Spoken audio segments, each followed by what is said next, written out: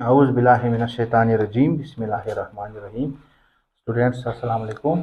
आज हमारा students 10वां lecture है। इनहेरिटेंस में एक छोटा सा पार्ट रह चुका है लॉ ऑफ इंडिपेंडेंट असॉर्टमेंट का, वो थोड़ा सा डिस्कस करते हैं।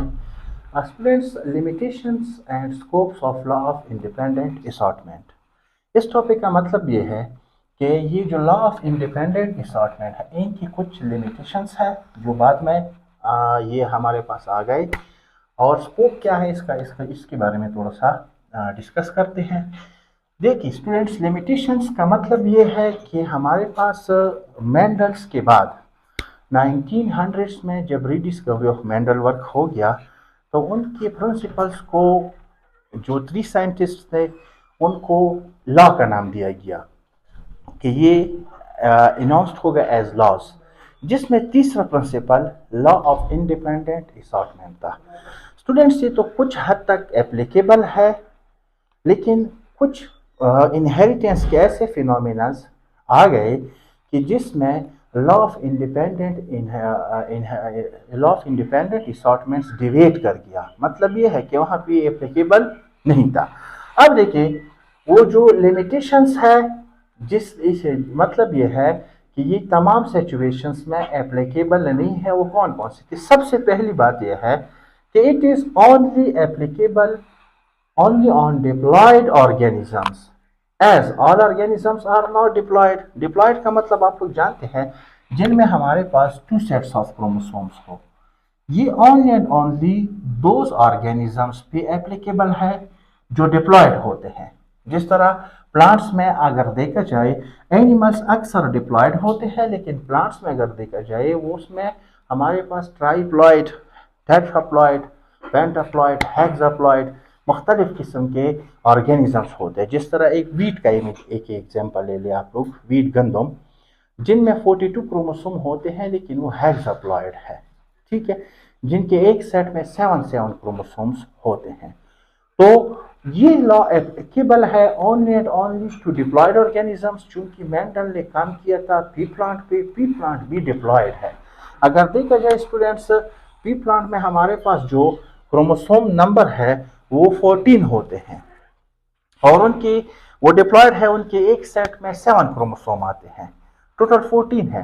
तो इसलिए मेंडल ने इस लॉ को जो है, जो प्रिंसिपल बनाया, ये पाइसम सेटिवम पी प्लांट की बुनियाद पे बनाया था, ठीक है। तो सिर्फ और सिर्फ डिप्लॉयड ऑर्गेनिजम्स तक ये लिमिटेड है। दूसरा हमारे पास अगर आप लोग देखें, बाद में जीन लिंकेज, इंशाल्लाह फिर बाद में हम पढ़ेंगे, ये नाम सुना होगा, मैं थोड़ा सा इसको एक्सप्लेन करता हूँ। जीन लिंकेज के फिनोमेना में ये लॉ एप्लीकेबल नहीं है। जब टी.एच. मॉर्गन ने ड्रोसोफिला मेलॉन्गेस्टर, जो कि एक फ्रूट फ्लाई है, उस पर एक्सपेरिमेंट्स परफॉर्म किए, उसने उस ड्रोसोफिला मेलॉन्गेस्टर में स्टूडेंट्स क्या किया, जीन लिंकेज को जो है सामने लाया। जीन लिंकेज का मतलब यह है, जिस तरह लॉ ऑफ इंडिपेंडेंट असॉर्टमेंट कहता है कि alleles of the genes are assorted independently during gamete formation, लेकिन जीन लिंकेज का फिनोमेना क्या है? ये वो फिनोमेना है जिसमें ये कहते हैं कि वो फिनोमेना जिसमें जीन्स ग्रुप की सूरत में, ग्रुप की शक्ल में इनहेरिटेड होते हैं पेरेंट्स से ऑफस्प्रिंग्स में। पेरेंट्स से ऑफस्प्रिंग में जीन आते हैं, लेकिन लिंक्ड फॉर्म में आते हैं। मतलब यह है कि इनकी जीन्स और एलील्स कभी भी एक दूसरे से जुदा नहीं होते, ये टाइटली लिंक्ड फॉर्म में आते हैं। पेरेंट्स से ऑफस्प्रिंग में उन जीन्स को हम क्या कहते हैं स्टूडेंट्स? Linked genes.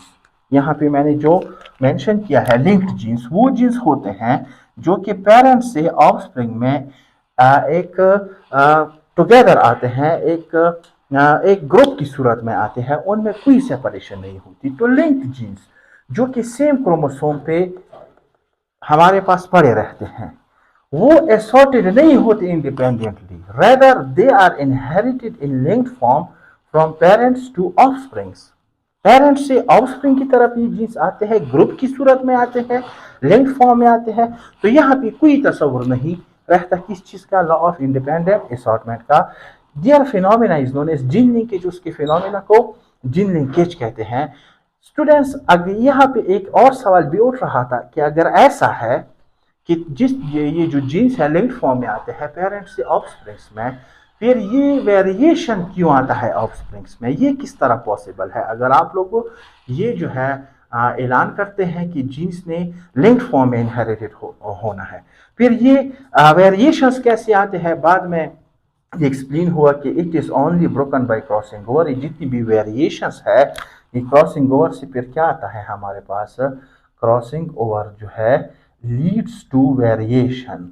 इसकी वजह से स्टूडेंट्स क्या आते हैं बॉडी में, वेरिएशंस आते हैं ऑफस्प्रिंग्स में।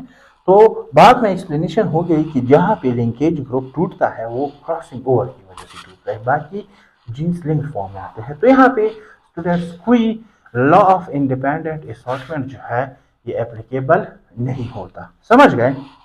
ये थे हमारे पास कुछ लिमिटेशंस कि इट इज़ एक ये हो गई कि ये तमाम ऑर्गेनिजम्स के लिए नहीं है, सिर्फ डिप्लॉयड ऑर्गेनिजम्स के लिए। दूसरी बात कि ये कभी भी हमारे पास जीन लिंकेज जो है उस सूरत में लॉ ऑफ इंडिपेंडेंट असॉर्टमेंट डिवेट कर जाता है, वो यहाँ पे एप्लीकेबल नहीं है।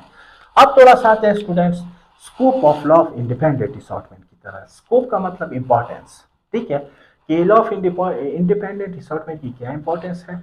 ये लॉ इंपॉर्टेंस भी रखता है मैनी केसेस में, जिस तरह इंपॉर्टेंट है ये लॉ, जिस तरह सबसे पहले it is the major sources of variations in successive generations. जिस तरह स्टूडेंट्स अगर आपको याद हो मैंने आप लोगों को बताया कि जब F2 generation die hybrid cross में उसके रिजल्ट में 9:3:3:1 आ गया। 9 भी पेरेंटल टाइप थे, एक 1 जो है एक ग्रुप भी पेरेंटल टाइप था। ये जो 3-3 आ रहे थे जिस तरह वो हमारे पास वेरिएंट फॉर्म्स थे, रिकम्बिनेंट्स थे, हाइब्रिड थे। वो क्यों आ गए, वो इंडिपेंडेंट असॉर्टमेंट की वजह से आ गए, क्योंकि इनके एलील्स जो है इंडिपेंडेंटली असॉर्टेड थे। ठीक है, मतलब ये है कि एक वेरिएशन का एक सोर्स है। Similarly the unwanted traits can easily be removed by this law. इसका मतलब ये है कि जो ट्रेड्स हम नहीं चाहते कि वो इनहेरिटेड हो जाए, ठीक है, जिस तरह मेंडल ने सेलेक्ट किया सिर्फ 2 ट्रेड्स को, बाकी की बाकी क्या रहे, सेम रहे। इसी तरीके से अगर आप लोग सिलेक्शन करते हैं 2 ट्रेड्स की किसी ऑर्गेनिज्म में, तो उनमें वही जो है इनहेरिटेड होंगे, बाकी कोई इनहेरिटेड नहीं होता। मतलब ये है कि ये जो है जब हम कंट्रास्टिंग ट्रेड्स को उठाते हैं, उसको हम क्रॉस करते हैं उनके पेरेंट्स को, तो वही ट्रेड्स इनहेरिटेड होंगे, बाकी ट्रेड्स इनहेरिटेड नहीं होंगे। Similarly, the expression of set of desired traits in an individual is possible only through this law. इसी तरीके से अगर हम चाहे कि ये ट्रेड्स डिजायर ट्रेड्स ये इनहेरिटेड हो, तो भी इसी लॉ के जरिए से हम इसको इनहेरिटेड कर सकते हैं। उसमें भी आप लोगों ने ये याद रखना है कि आप लोगों ने उन्हीं ट्रेड्स को जो है सेलेक्ट करना है, बाकी ट्रेड्स को सेम रखना है।